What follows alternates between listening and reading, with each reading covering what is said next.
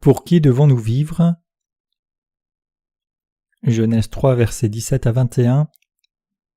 Il dit à l'homme: Puisque tu as écouté la voix de ta femme et que tu as mangé de l'arbre au sujet duquel je t'avais donné cet ordre, tu n'en mangeras point, le sol sera maudit à cause de toi.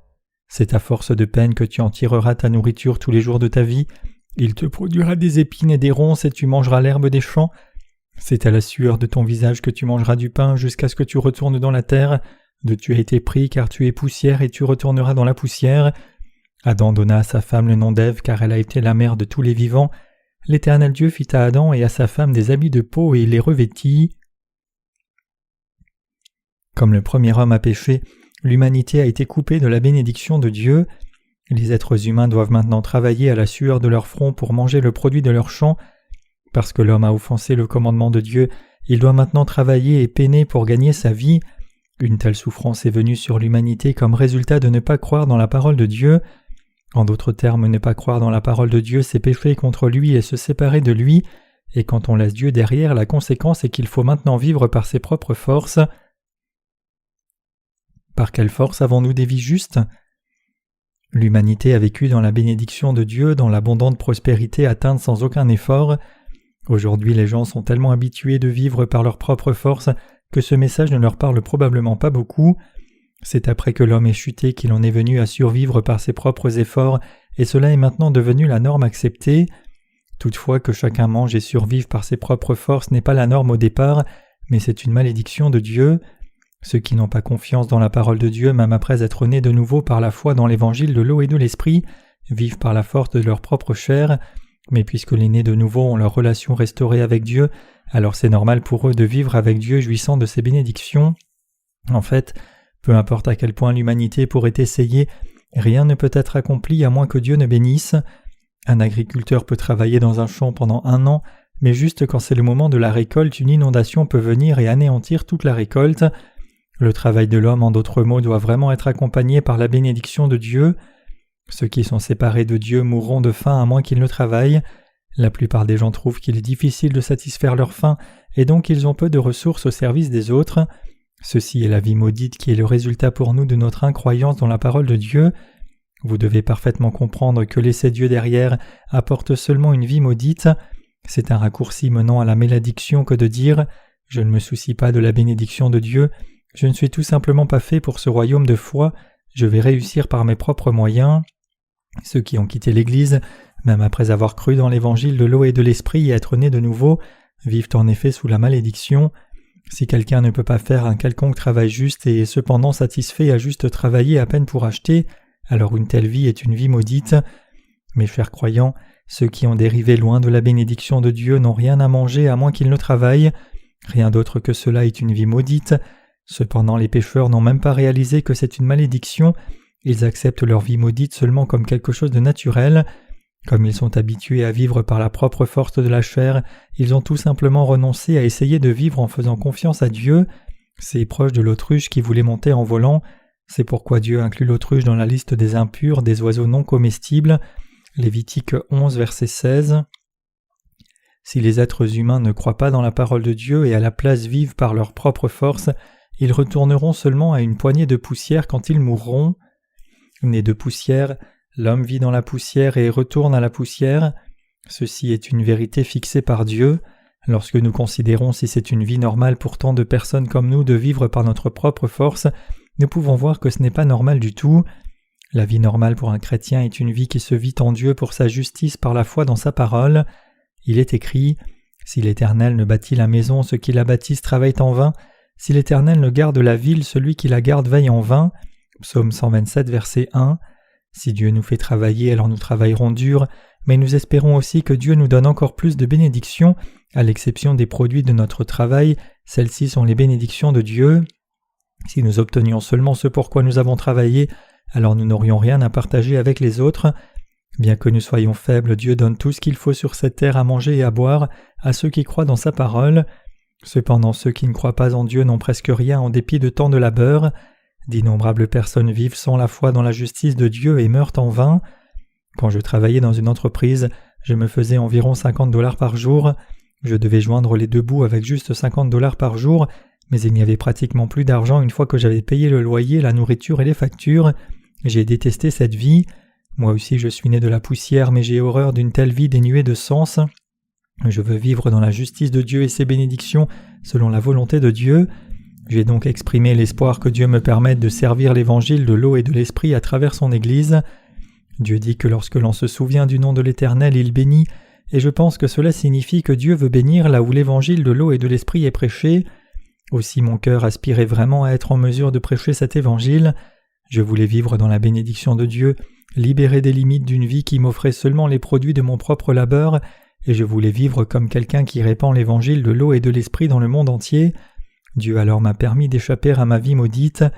Ceux qui essaient de vivre par leur propre force, même après être nés de nouveau par la foi dans l'évangile de l'eau et de l'esprit, ne réalisent pas combien la vie est une abondante bénédiction de Dieu. Ils rejettent la vie bénie que Dieu leur a donnée. Dieu ne désire pas que nous vivions seulement par notre force humaine. Les êtres humains sont honorables et l'honorable devrait faire un honorable travail et vivre dans la bénédiction de Dieu jusqu'à ce qu'ils se tiennent dans sa présence. Cependant, beaucoup de gens vivent sans se rendre compte de leur propre honneur, ce qui n'est rien d'autre qu'une malédiction.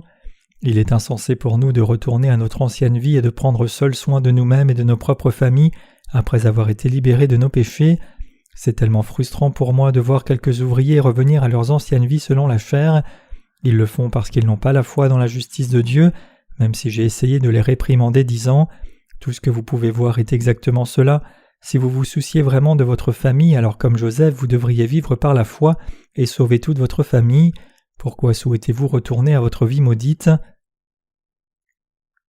Dieu bénit la foi de ses serviteurs qui sont unis avec la justice de Dieu. Si quelques personnes justes travaillent en suant pour à peine survivre et néanmoins sont satisfaites par cela, c'est parce que leurs yeux spirituels ne sont toujours pas ouverts à connaître et croire dans la justice de Dieu, et parce qu'ils n'ont pas réalisé combien les bénédictions de Dieu abondent dans le royaume de la foi. Le né de nouveau ne peut pas vivre uniquement de la satisfaction de sa chair, c'est pourquoi nos ouvriers et nos étudiants de l'école de mission doivent vivre par la foi. Il y a un certain ouvrier qui a suivi sa propre cupidité. Lorsque nous avons tenu une rencontre de renouveau dans son église, il a affirmé qu'il n'y avait pas d'argent pour les arrangements floraux. Aussi j'ai eu quelques doutes me demandant « Est-ce son église qui est tellement limitée pour ce qui est de l'argent qu'il ne peut même pas se permettre d'arrangements floraux ?» Comme je le soupçonnais plus tard, il s'est avéré que ce ministre courait après sa propre avidité. Lorsque son église avait de l'argent, il ne l'a pas envoyé au siège social de l'organisation de notre mission, mais il l'a empêché pour lui-même. L'église qu'il dirigeait n'a jamais fait aucune contribution à la mission pour l'évangile du Seigneur. Au contraire, c'est la mission qui a pourvu aux ressources financières pour elle. Au début, j'ai pensé qu'il avait des difficultés parce que son église était nouvellement implantée, et j'ai donc envoyé un autre ouvrier et sa femme pour travailler avec lui. Ceci cependant n'a rien changé. Qu'y avait-il dans l'esprit de ce ministre ? Ceci est ce qu'il y avait dans son esprit. Je devrais dépenser ce que j'ai gagné, pourquoi devrais-je renoncer à ce que j'ai gagné et l'offrir pour la diffusion de l'Évangile ? Est-ce mauvais pour moi de me prendre ce que j'ai gagné justement avec mon propre travail ? C'est pourquoi son ministère a été ruiné. Les saints de cette église ont aussi beaucoup travaillé pour lui. Quelque chose est arrivé ensuite et j'ai réprimandé le ministre. J'ai également ordonné que son poste soit déplacé, de sorte que je puisse le ramener sous ma vigilance et ouvrir ses yeux à la vraie foi. Mais il a refusé d'obéir, et sa femme m'a même dit que je devrais changer mon esprit. À ce jour, je n'ai jamais vu un tel ministre dans l'église ni une telle femme de ministre. Ce couple m'a alors dit « Révérend, nous ne pouvons pas continuer avec notre ministère. Il est fondamentalement non équipé pour servir l'Évangile et le Seigneur. Tout ce qui le souciait, c'était de gagner sa vie, et en fin de compte de se satisfaire, et c'était ce qu'il avait l'intention de faire par sa foi. Il n'avait absolument aucune envie de faire confiance à la justice de Dieu et de servir l'évangile de l'eau et de l'esprit. Comme le Seigneur nous dit, un arbre est connu à ses fruits. Pour être exact, il a seulement prétendu croire dans l'évangile de l'eau et de l'esprit, mais ne croyait pas avec son cœur.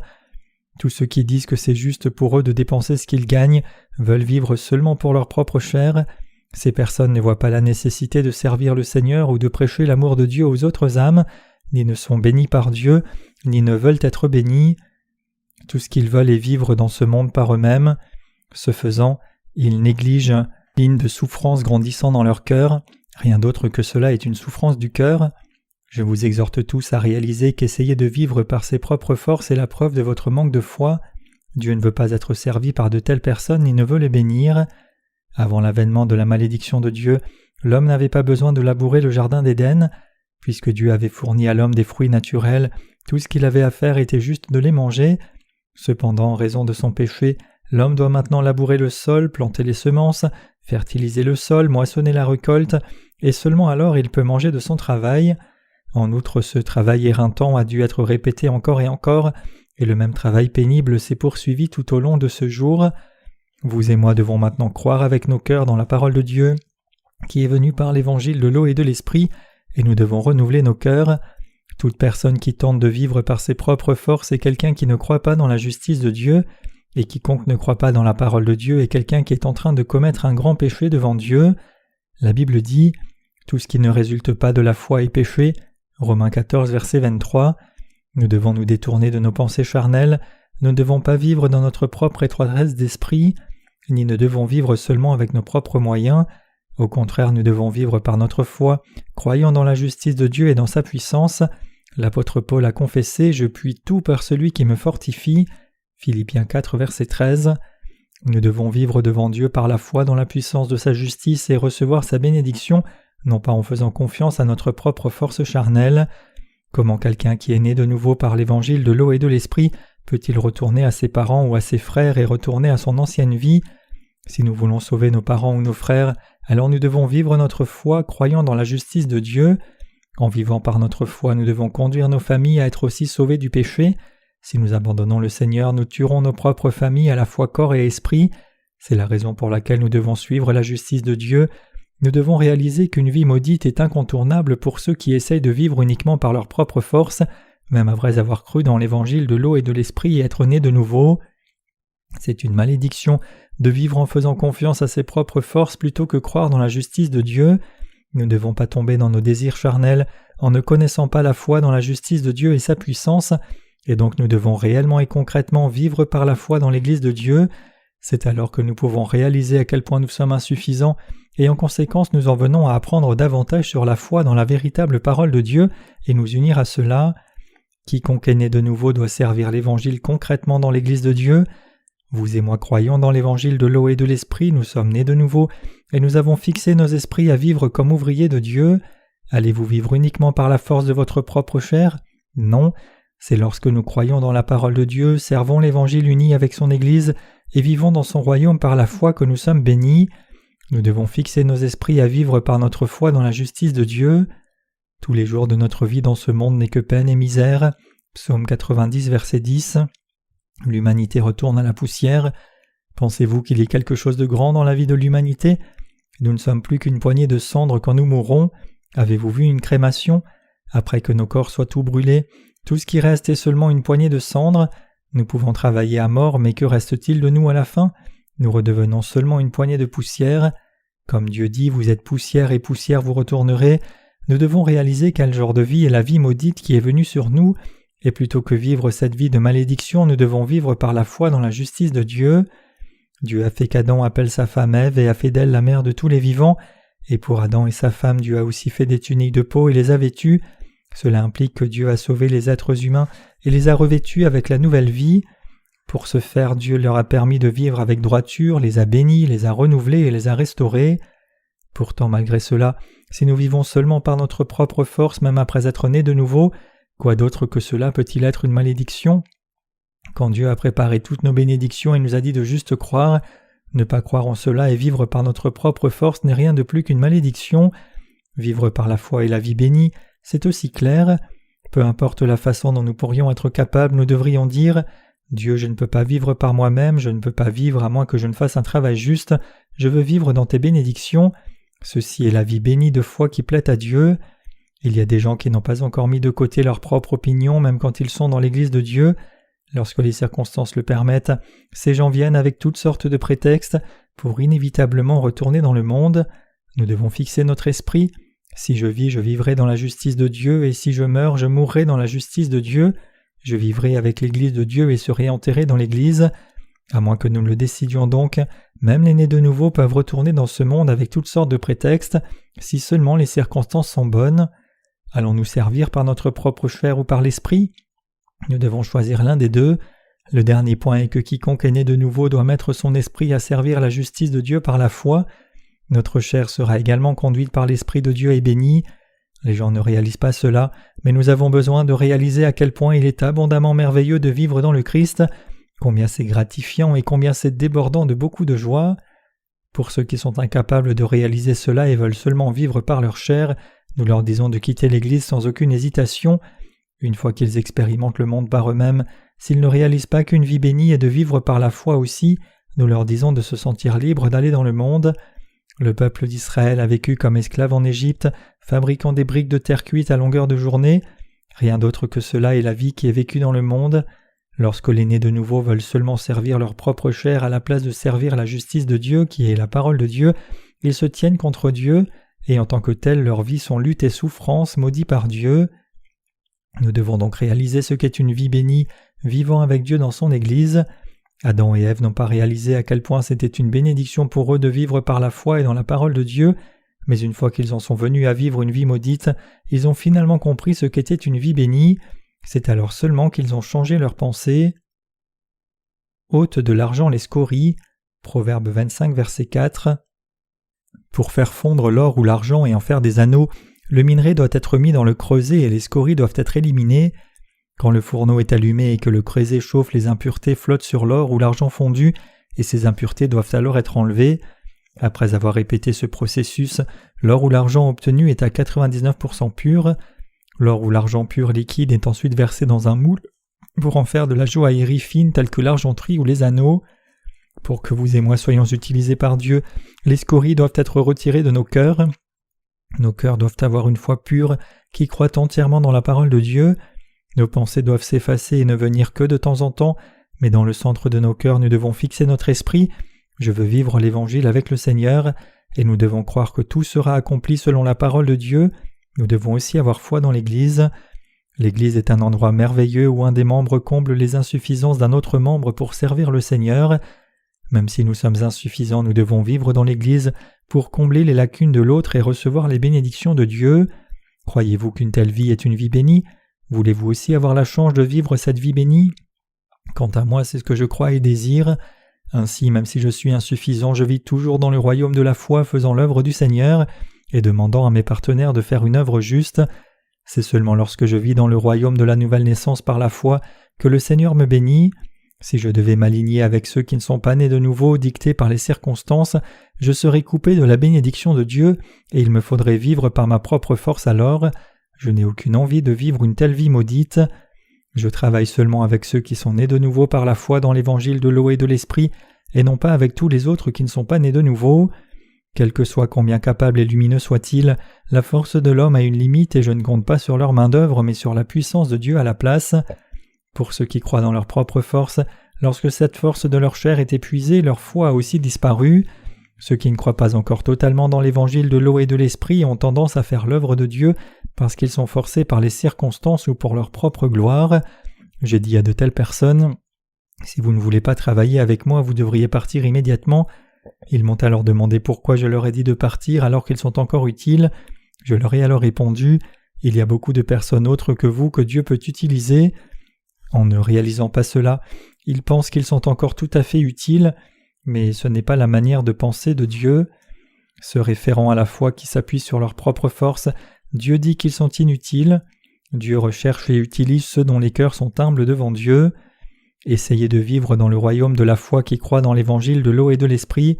Vous découvrirez comme c'est vraiment paisible. Même si c'est difficile pour ma chair, je vis toujours dans le royaume de la foi, croyant et servant la justice de Dieu, priant chaque fois que je suis insuffisant, faisant confiance à la parole de Dieu et attendant. Dieu alors me bénit de beaucoup de façons.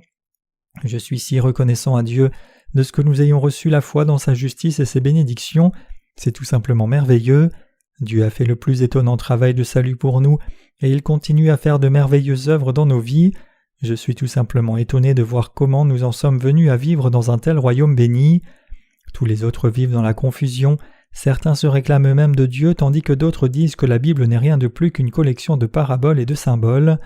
Néanmoins tous ceux qui ne sont pas nés de nouveau vivent toujours par leur propre force, incapables d'avoir une foi saine. Cependant en ce qui nous concerne, bien que nous puissions être insuffisants, nous vivons par la foi dans la justice de Dieu. Nous vivons par la foi parce que nous connaissons tout sur la fin irrévocable de ceux qui vivent par leur propre force au lieu d'avoir foi dans l'évangile de l'eau et de l'esprit, et parce que nous savons très bien que l'origine de toute bénédiction est en Dieu. Dieu nous a fait naître de nouveau par le biais de l'évangile de l'eau et de l'esprit, et vivre par la foi dans sa présence. Dieu nous a donné une telle sagesse et une telle foi. Il nous permet de vivre parfaitement remis de tous nos péchés, et il nous fait vivre comme partenaires leaders pour que les âmes perdues loin de Jésus-Christ s'unissent et jouissent d'un mariage avec lui. À moins que Dieu ne nous ait donné cette foi, comment pourrions-nous vivre une telle vie?